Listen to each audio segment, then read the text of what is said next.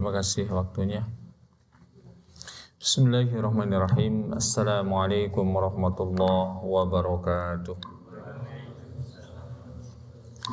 Alhamdulillah allazi bi ni'matihi tatimmus shalihat wa asyhadu an la ilaha illallah wahdahu la syarikalah wa asyhadu anna Muhammadan abduhu wa rasuluh sallallahu alaihi wa ala alihi wa ashabihi wa tabi'in wa man tabi'ahum bi ihsanin ila yaumil qiyamah, amma ba'du.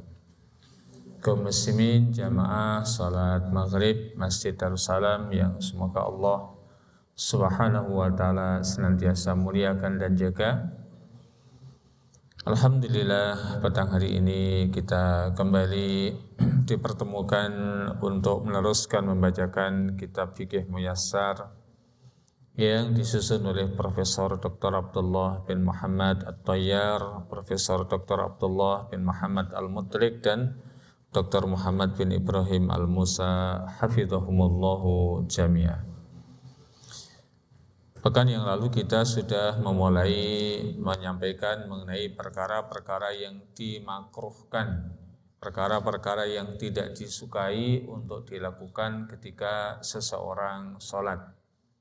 Dan insya Allah kita malam hari ini pun masih akan melanjutkan tema tersebut, yaitu beberapa perkara yang tidak disukai untuk dilakukan ketika seseorang sedang sholat. Berikutnya adalah iftirashul dhira'aini halas sujudi, yaitu menjulurkan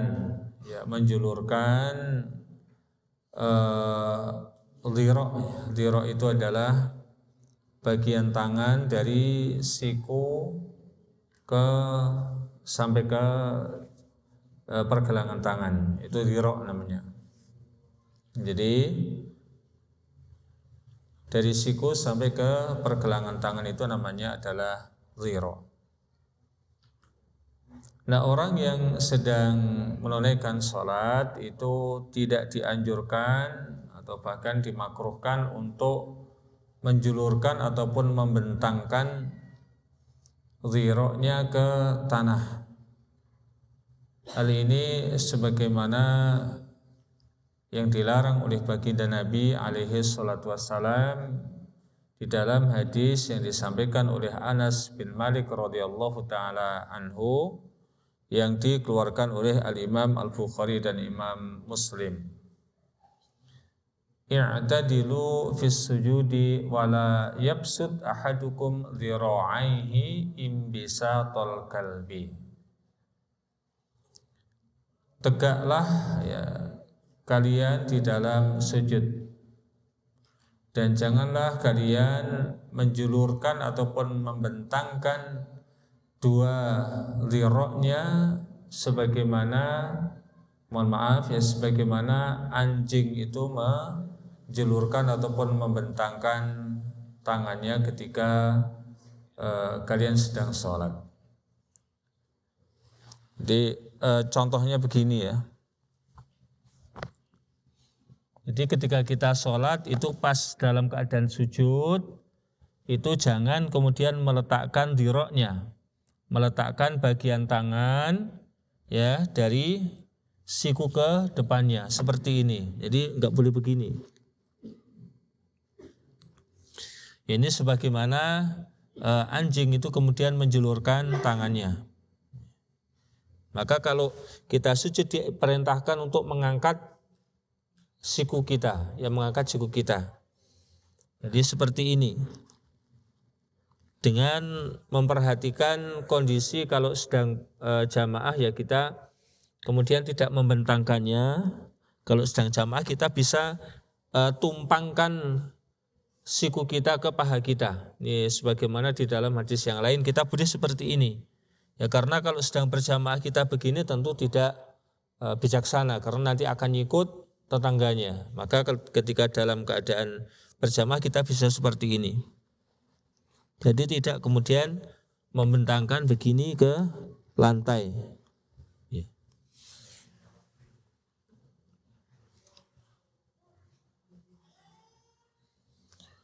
Yang berikutnya lagi adalah al-absu fis shalah, berbuat sesuatu yang sia-sia di dalam salat. Dan ini tentu bertolak belakang dengan tujuan salat itu sendiri, yang salat adalah diperintahkan untuk berzikir kepada Allah Subhanahu wa taala, ya, untuk menundukkan dirinya di hadapan Allah Subhanahu wa taala, ya, untuk khusyuk di hadapan Allah Subhanahu wa taala. Nah, sudah barang tentu seseorang yang sibuk di dalam salatnya dengan sesuatu yang tidak ada kaitannya dengan salatnya, ya, bukan merupakan kebutuhan, apalagi tindakan yang darurat diperlukan di dalam salat, maka itu tentu akan mengurangi dan bahkan mungkin akan menghilangkan khusyuknya seseorang di dalam salatnya, dan akan menjadikan salatnya ya kurang berkualitas dan bahkan tidak berkualitas. Yang berikutnya lagi adalah dimakruhkan kita sholat ketika hidangan makan sudah disediakan, ya, makanan sudah dihidangkan. Namun dalam hal ini para ulama memberikan arahannya, ya, kapan kita itu dimakruhkan untuk sholat sementara makanan sudah dihidangkan. Syaratnya yang pertama adalah ayyakunat ta'am hadirun, ya, memang makanan itu betul-betul sudah siap, sudah ada. Yang kedua, antatawaqqa ilaihi nafsuh, ya, jiwa seseorang itu memang sangat ingin untuk makan, ya, sangat ingin untuk makan. Ya, boleh jadi seseorang yang habis berpuasa ataupun tidak berpuasa, namun mungkin seseorang habis bepergian ataupun dia habis menahan lapar sekian lama, begitu melihat makanan yang sudah dihidangkan itu sangat ingin makan. Dan syarat yang ketiga, ayyakuna qadiran ala tanawulihi hasan wa syara'an, bahwa seseorang itu memiliki kemampuan untuk, ya, mendapatkan makanan tersebut baik secara hissi, artinya secara indrawi memang bisa memperolehnya, mendapatkannya, ataupun secara syariat. Ada makanan sudah dihidangkan namun bukan milik dirinya, milik orang lain. Ada makanan namun dirinya tidak bisa meraihnya karena sedang berpuasa misalnya, ya, maka ketika itu sholat tidaklah mengapa, tidaklah dimakruhkan ketika makanan itu terhidang namun itu bukan untuk kita, bukan milik kita, atau kita sedang terhalang untuk makan seperti sedang berpuasa.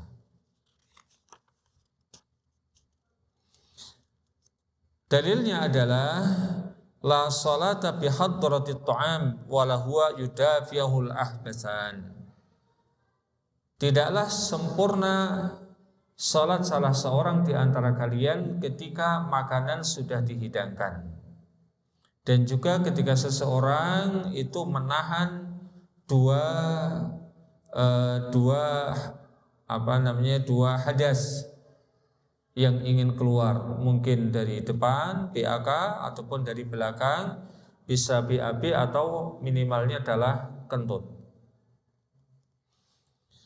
Dan bahkan sebagian para ulama menjelaskan kalau kemudian menahannya itu sampai menghilangkan konsentrasi seseorang di dalam sholatnya. Jadi dia bisanya cuma fokus menahan entah itu kencingnya, entah itu kentutnya, ataupun entah itu BAB-nya, maka ketika itu sholatnya sebagian para ulama itu sudah menganggap tidak sah lagi. Jadi dia fokus sudah ngulet ngiwonengen karena menahan kencingnya ataupun menahan BAB-nya, udah tidak ada khusyuk lagi udah. Nah, dia fokusnya cuma menahan sesuatu yang ingin keluar tadi. Adapun kalau cuma kerasa dikit-dikit, ya itu nanti hilang lagi, kerasa lagi, hilang lagi, maka seperti inilah yang dianggap makruh. Meskipun ini sesuatu yang dianggap makruh, para ulama ya nanti masih menyarankan untuk ya kalau mau batalkan sekalian. Ya mau batalkan sekalian.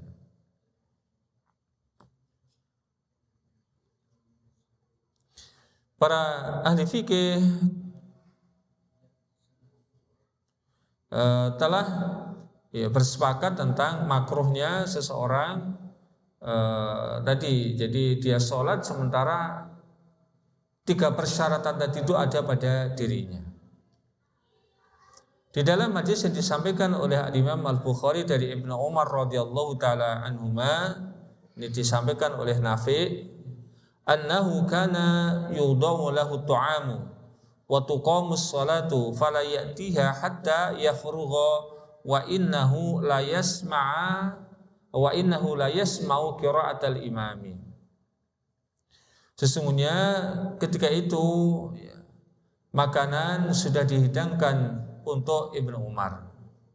Kemudian salat pun sudah diikomahi, jadi bukan sekedar adzan, ini sudah iqomah.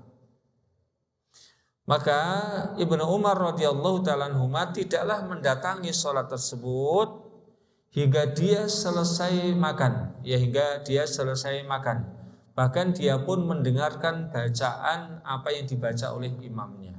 Imam membaca surat ini, membaca Al-Fatihah, kemudian surat ini ataupun ayat ini beliau mendengarnya. Namun hal yang perlu kita perhatikan, seseorang kemudian di dalam hal ini tentu tidak kemudian memperpanjang-panjangkannya. Jadi kemudian sengaja nyantai, tidak. Ya dia ketika makannya sudah dianggap cukup, ya kemudian baru berangkat untuk menunaikan sholat. Nah, adapun kemudian menahan 2 hadas yang ingin keluar dari 2 jalan keluarnya kotoran, baik depan ataupun dari belakang, ya sebagaimana di dalam hadis Ibunda Aisyah radhiyallahu ta'ala anha yang tadi sudah kita bacakan berkaitan dengan dihidangkannya makanan. Karena ini satu hadis ya. La salat bi hadrati ta'am wa huwa yudafi'u al-ahbasan.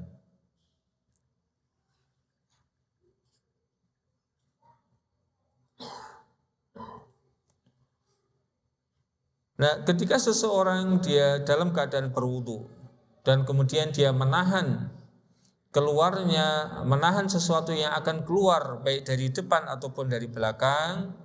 Yang dari belakang itu baik yang sekedar angin ataupun yang berupa kotoran benda. Bagaimana seandainya dia kemudian membuang hajatnya tersebut, mungkin PAK, mungkin BAB ataupun mungkin sekedar kentut. Kemudian dia ternyata tidak mendapati air yang bisa dia gunakan untuk berwudu. Maka apa yang kemudian disyariatkan atas orang tersebut? Saya ulang, ada orang yang dalam keadaan berwudu, namun dia ingin buang hajat, mungkin BAK, mungkin BAB, mungkin sekedar kentut.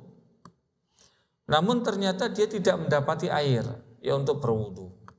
Maka bagaimana syariat untuk orang tersebut yang harus dia lakukan? Nakul, kata para penulis, ya, mereka mengatakan al-masyru' fi haqqi ayyaqdiya hajatahu wa yatayammam. Maka orang tadi dia tetap buang hajatnya dan kemudian dia cukup bertayamum. Wala yanbaghi lahu ayyusalliya fi halatihi tilka.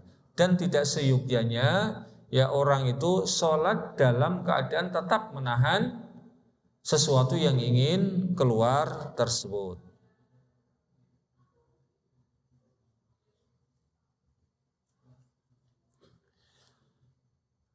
Seseorang yang kemudian menahan sesuatu yang akan keluar dari depan ataupun dari belakang, kalau kemudian dia semisal membatalkan dan kemudian kalau dia harus berwudu dulu, maka keluar waktu sholat, apa yang harus dilakukan? Ya kalau tadi tidak ada air untuk berwudu. Kalau ini kemudian kalau dia membatalkan wudunya dan dia harus berwudu, maka akan keluarlah waktu sholat. Artinya dia kemudian ketika setelah berwudu sudah di luar waktu sholat. Maka kami katakan, yaitu para penulis, dalam hal ini para ahli fikih berbeda pendapat. Mayoritas para ulama mereka berpendapat orang tersebut dia sholat dalam keadaan menahan sesuatu yang ingin keluar tadi. Untuk apa? Hafidhan alal waktu, dalam rangka menjaga agar sholatnya bisa dilakukan tepat pada waktunya. Sebagian para ulama yang lain berpendapat maka hendaklah orang tadi menunaikan ataupun membuang hajatnya terlebih dahulu dan dia baru menunaikan sholat meskipun sudah di luar waktunya. Para penulis mengatakan wahada wal aqrab liqawaidis syariah, dan ini yang lebih dekat kepada kebenaran, ya, didasarkan kepada kaidah-kaidah syariat. Jadi masing-masing memiliki alasan. Yang pertama, ya karena sholat itu memiliki waktu-waktu. Inna sholata kanat alal mu'minina kitaban mauquta. Ya, sesungguhnya sholat itu memiliki waktu-waktu yang sudah ditetapkan yang merupakan kewajiban atas orang-orang mukmin untuk menunaikan pada waktu tersebut. Yang lain termasuk ini yang dipilih oleh para penulis, ya, bahwa orang tadi menunaikan buang hajat terlebih dahulu.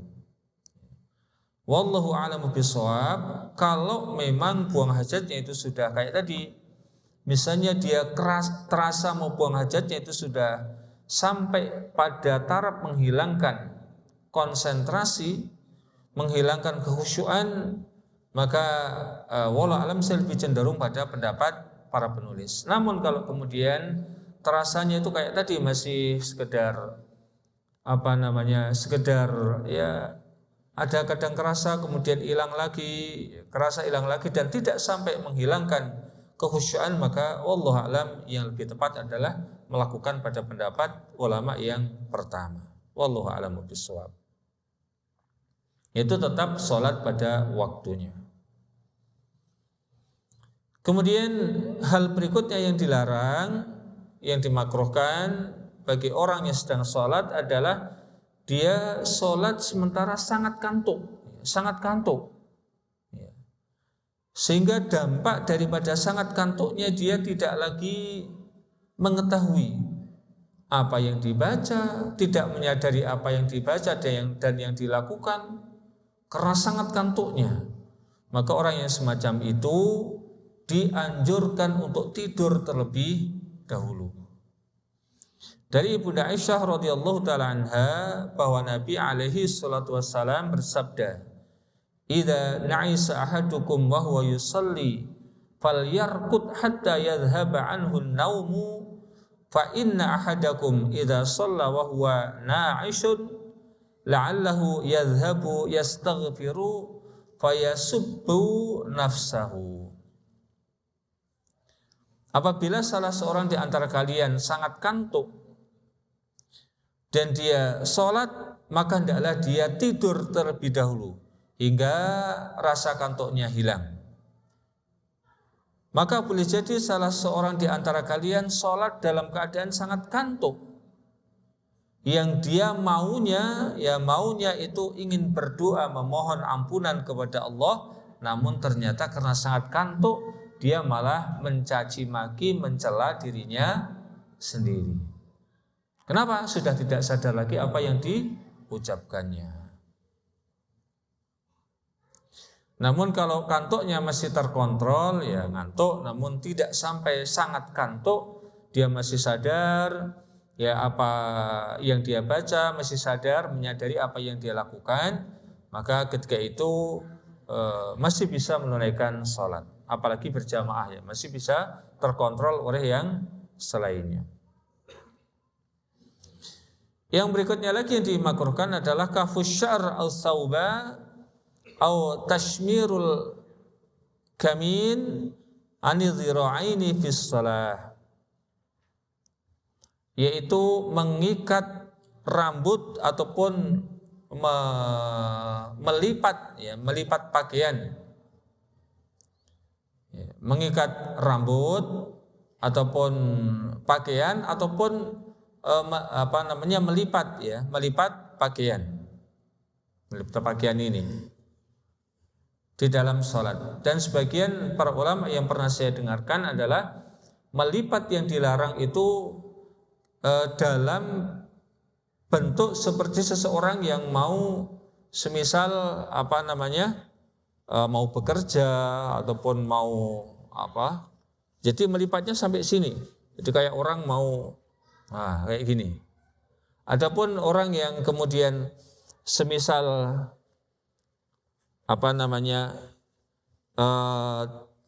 lengannya itu musbil, lebih panjang daripada pergelangan tangan. Jadi yang namanya musbil itu bukan hanya pakaian di kaki, namun musbil juga di tangan. Jadi kalau pakaian itu melebihi pergelangan tangan, ya maka pada saat itu melipatnya insya Allah tidak mengapa.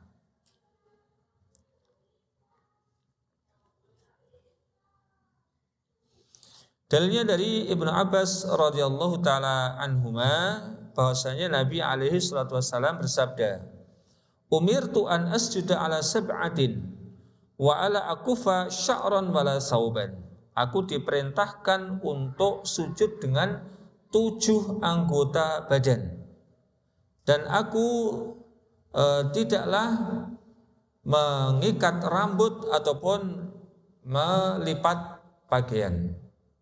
Maka seseorang, ya entah ini bapak-bapak, entah ini ibu-ibu, ya yang rambutnya panjang, maka ketika sholat jangan diikat, jangan digelung, ya jangan diikat, jangan digelung, tapi dibiarkan terburai, ya, dibiarkan terburai.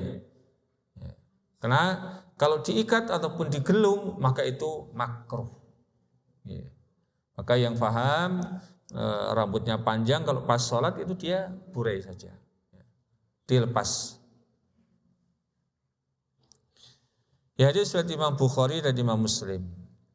Kemudian yang berikutnya adalah at-talassum fis shalah, yaitu menutup mulut, hidung ketika sedang sholat.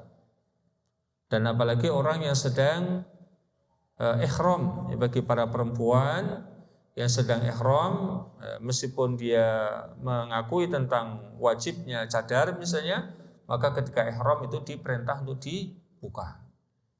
Nah, demikian juga orang yang sedang sholat, ya, yang sedang sholat ini dimakruhkan untuk menutup mulut dan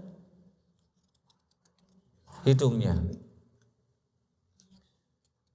Nabi alaihi salatu wassalam bersabda, naha ayyughattiyar rajulu fahu fis shalah. Nabi SAW melarang seseorang menutup mulutnya ketika sedang sholat. Ya, hadis riwayat Abu Dawud dan yang lainnya.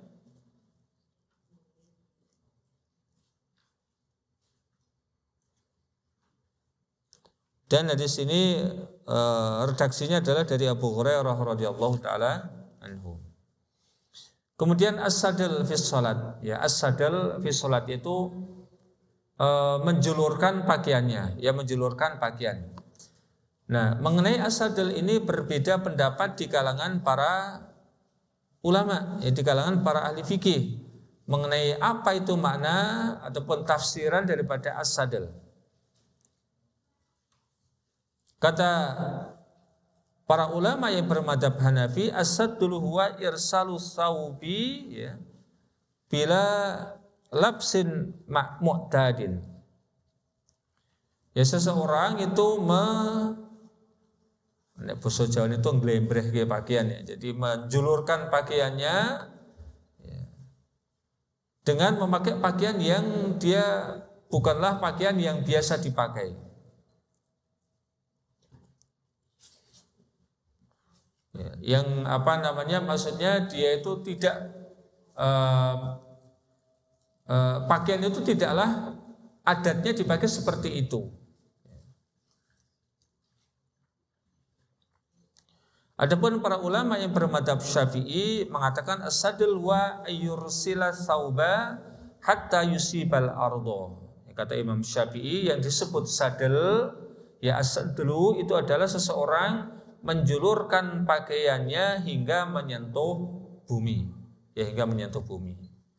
Yang seseorang memakai pakaian yang tidak sebagaimana biasanya dipakai itu, misalnya orang memakai pakaian kayak misalnya yang saya pakai, namun kemudian tangan saya tidak saya masukkan ke lengan, jadi lengannya glembreh tanpa ada tangan saya, sementara tangan saya taruh di dalam pakaian.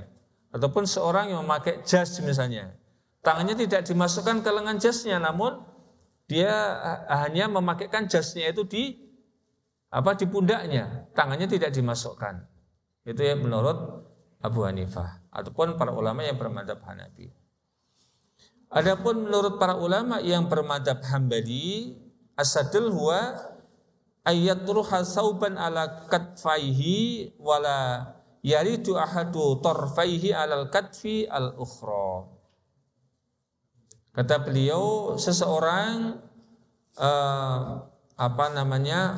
menaruh pakaiannya ke kedua pundaknya dan satu di antara ujung pakaian itu tidaklah mengenai ujung pakaian yang lainnya.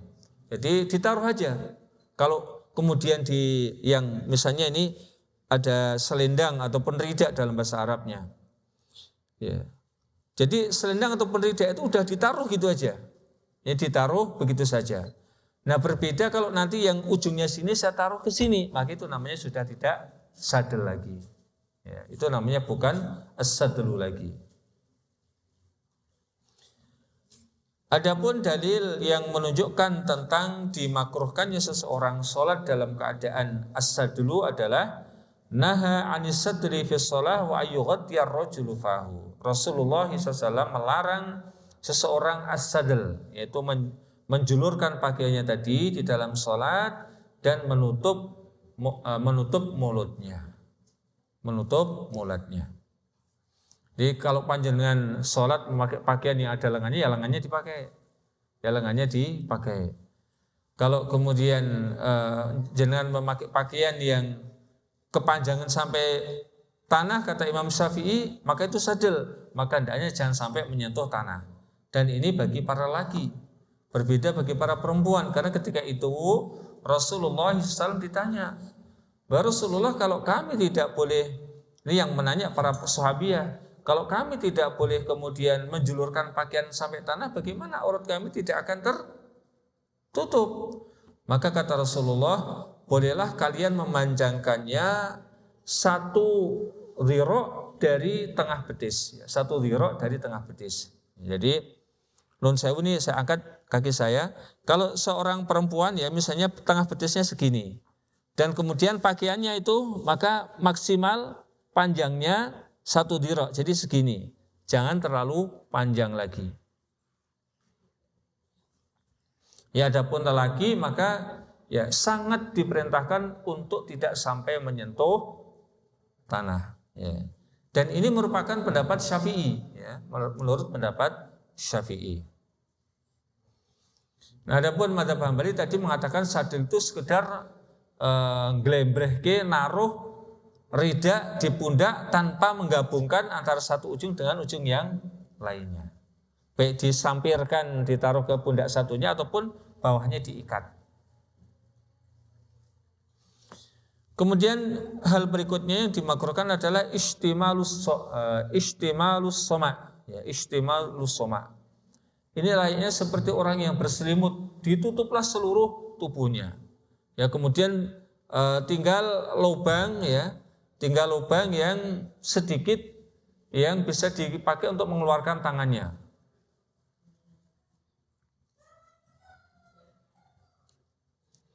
Ta'rifnya, definisinya adalah istimalus soma huwa ayastamila bisawbi hatta yujallilu bihi jasadahu. Ya, seseorang meratakan pakaiannya hingga menutup seluruh jasadnya. Kemudian wa yurfa'u minhu janiban fayakunu fihi furjatan takhruju minha yadahu. kemudian ditinggikan sebagiannya, kemudian diberikanlah celah untuk dipakai mengeluarkan tangannya. Ini as-soma. Dan saya tadi mencoba untuk googling ya, as-suwar, bagaimana bentuk as-soma itu memang seperti itu. Jadi misalnya seseorang memakai sarung, dia seorang sholat pakai sarung. Nah sarungnya itu bukan dipakai di bawah, namun dipakai sampai atas. Nah kemudian diikatkan dan cuman bisa dikeluarkan tangannya. Ini kayak dulu kalau anak-anak kecil main balon-balonan ya, pakai sarung.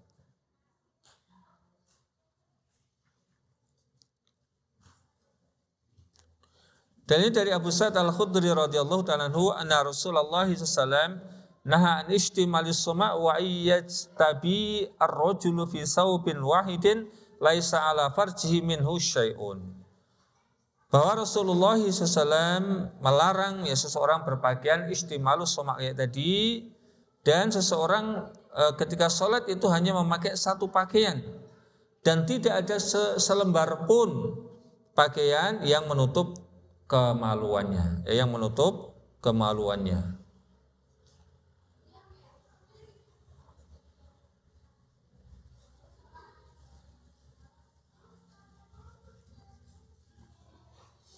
Kemudian yang berikutnya dimakruhkan di dalam sholat itu tankisus suwar fi sholat, membalik urutan bacaan di dalam sholat.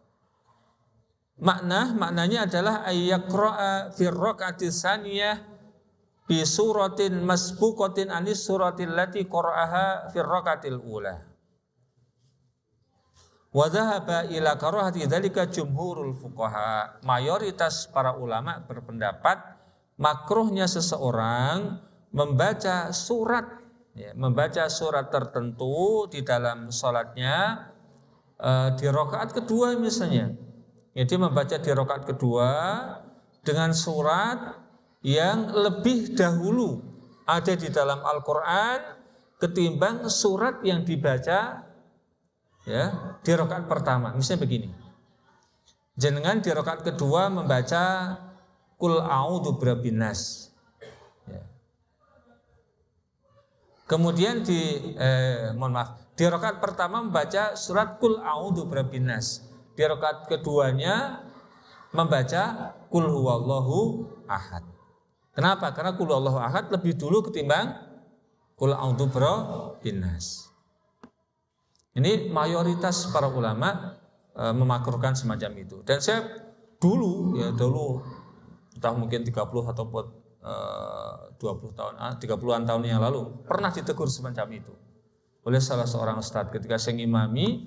Saya membaca, yang saya baca di rakaat pertama ini suratnya lebih belakang ketimbang yang saya baca di rakaat kedua. Ya ini bagusnya, beliau menegurnya, ini bagusnya yang di rakaat pertama itu yang lebih awal surat yang dibaca ketimbang di rakaat yang kedua. Ini mayoritas ulama. Namun walladzi yadharu annahu la yukrah. Menurut penulis seperti itu tidaklah dimakruhkan. Kenapa? Li'annahu sabat 'anin Nabi sallallahu alaihi wasallam annahu qara'a fi qiyamil lail bil Baqarah summa qara'an Nisa summa qara'a Al-Imran. Kenapa beliau penulis mengatakan tidak makruh? Karena Rasulullah SAW pernah sholat lail setelah membaca Al-Fatihah, di rakaat yang pertama yang dibaca pertama adalah surat Al-Baqarah. 2,5 juz kurang dikit. Setelah itu beliau loncat ke surat An-Nisa. Ini dalam satu rakaat loh. Gak bisa kita bayangkan. Ya kalau kita yang sholat itu. Surat An-Nisa, kemudian setelah selesai surat An-Nisa, beliau balik lagi ke surat Ali Imran. Nah, kenapa kemudian ini dijadikan dalil tentang tidak makruhnya? Karena surat An-Nisa sama surat Ali Imran itu duluan surat Ali Imran. Ternyata Rasul membaca setelah Al-Baqarah, kemudian An-Nisa, dan kemudian balik kepada Ali Imran. Tapi sebenarnya ini masih bisa dibantah lagi. Oke, itu di dalam satu rakaat. Rasulullah melakukannya itu di dalam satu rakaat. Dan bahkan masih ada dalil yang lain, ada salah seorang sahabat yang dia di setiap rakaat itu pasti membaca surat Qul huwallahu ahad. Maka para jamaah ketika itu protes, tidak terima, ini kenapa sahabat ini di dalam setiap rakaatnya dia pasti membaca Qul huwallahu ahad selain membaca surat yang lain. Maka para sahabat ini laporlah kepada Rasulullah SAW. Rasulullah, kami tidak terima ini, kenapa si fulan ini kalau ngimami itu pasti membaca surat Al-Ikhlas selain membaca surat yang lain. Maka kemudian Rasulullah mengundang orang tadi dan ditanya, apa yang menjadikan sebab Anda selalu membaca Al-Ikhlas?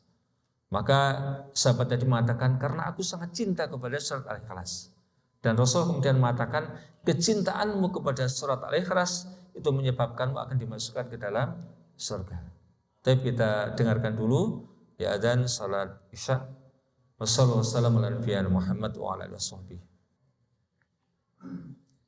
Tapi kita lanjutkan sedikit untuk kita selesaikan. Kita ulang ya tadi bahwa hadis yang digunakan oleh penulis untuk mengatakan tidak makruhnya membaca surat yang lebih belakang di rakaat yang pertama ataupun di rakaat yang lebih terdahulu itu tidaklah makruh adalah dengan menggunakan hadis yang tadi sudah kita bacakan.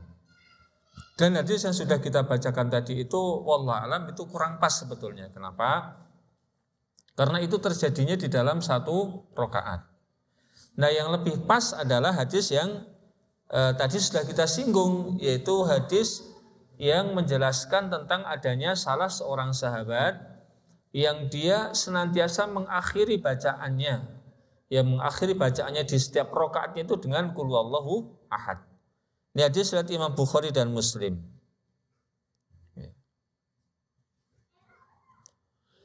Bahasanya Rasulullah SAW pernah mengutus salah seorang sahabat ke suatu peperangan. Dan fakana yaqra'u li ashabi fi salatihim, dan beliau kemudian membacakan Al-Qur'an kepada para sahabatnya di dalam salatnya. Fayakhtimu bi qul huwallahu ahad, dan dia senantiasa menutup dengan qul huwallahu ahad.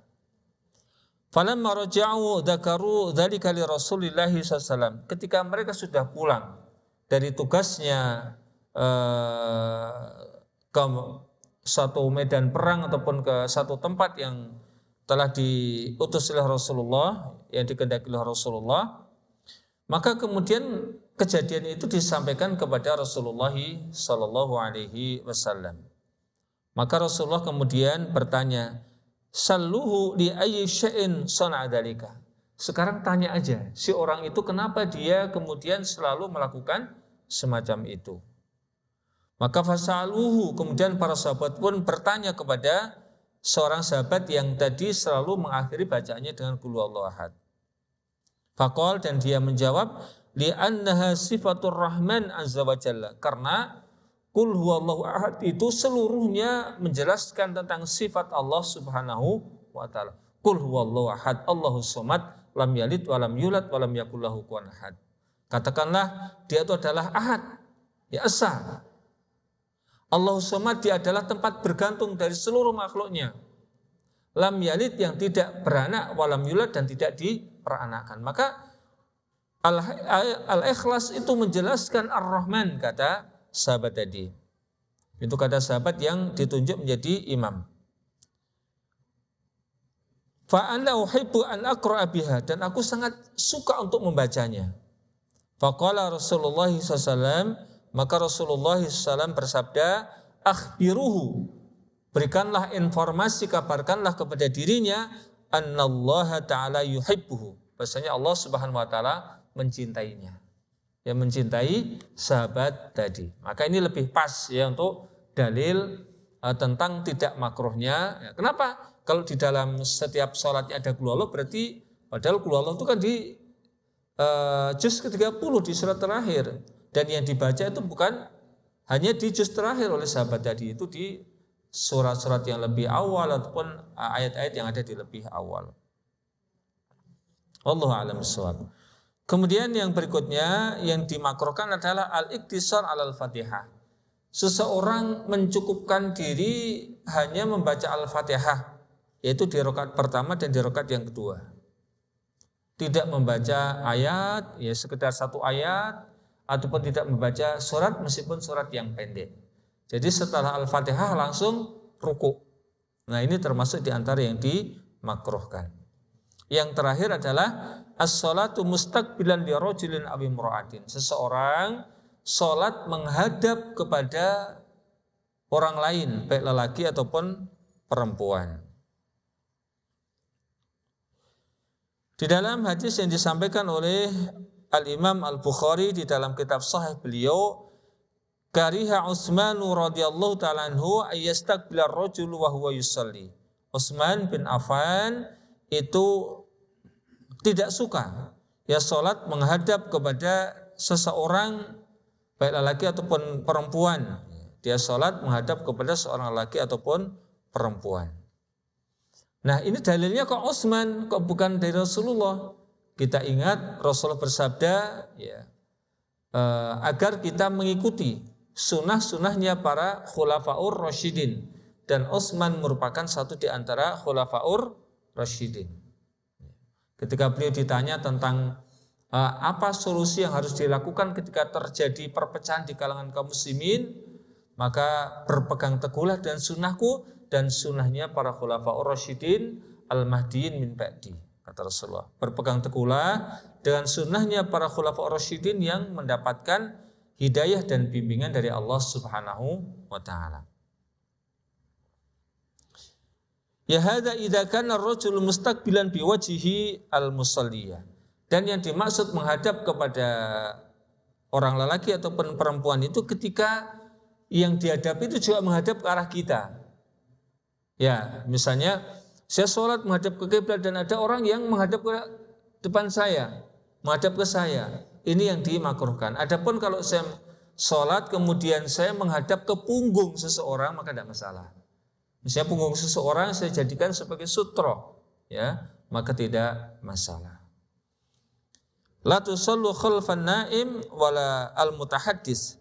Dan kita juga dimakruhkan untuk sholat di belakang orang yang sedang tidur ataupun orang yang sedang berbincang-bincang. Demikian yang bisa kita bacakan di kesempatan malam hari ini. Semoga bisa kita ambil faedahnya, bisa kita amalkan di dalam kehidupan kita sehari-hari. Dan satu lagi bagi para ulama yang bermadzhab ataupun yang berpendapat tentang disunahkannya ya salat menghadap sutroh, karena salat menghadap sutroh, ya sutroh itu adalah penghalang yang dijadikan oleh orang yang salat untuk menghalang-halangi dirinya dengan orang yang mau lewat di depannya. Nah, sutroh ini ada sebagian para ulama yang berpendapat sunnah, ada yang berpendapat wajib. Ya. Dan area antara kita dan sutroh itu kira-kira cukup kita untuk melakukan sujud. Misalnya begini, konkretnya. Saya jadikan tiang ini sebagai sutroh. Nah, antara saya dengan sutroh itu kira-kira adalah sebatas saya bisa sujud. Nah, selebihnya maka kalau ada orang mau lewat di sana dan saya misalnya tidak pakai sutroh, maka tidak mengapa. Tidak mengapa. Namun kalau ada orang yang mau lewat di depan saya, sekedar di area saya, maka kita kemudian ataupun saya menghalang-halanginya. Nah, ini namanya sutroh. Nah, sutroh ini sebagian para ulama mewajibkan, ya. Sutroh itu sebagian para ulama mewajibkan dan sebagian mensunahkan. Bagi para ulama yang mensunahkan, maka orang yang sholat tidak menggunakan sutroh berarti dia makruh, ya dia makruh. Maka mungkin ada tambahan ataupun ada pertanyaan, kami persilahkan. Oh, iya, enggak Pak. Nggih.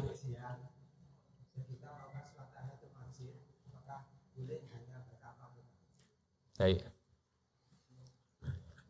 Ada pertanyaan, bagaimana kalau kita pas kajian masuk masjid kemudian sholat tahiyatul masjid supaya ringkas itu Pak ya? Kita cuman membaca Al-Fatihah saja. Maka yang dianjurkan kita tetap membaca selebih dari Al-Fatihah. Meskipun hanya sekedar Qul huwallahu ahad misalnya, di rakaat pertama kulhu, di rakaat kedua kulhu, tidak masalah. Yang penting kita menghindar dari istilah makruh para ulama tadi, ya kita membaca sekedar satu ayat ataupun satu surat yang pendek setelah Al-Fatihah. Ngatan Pak G? Gimana Pak?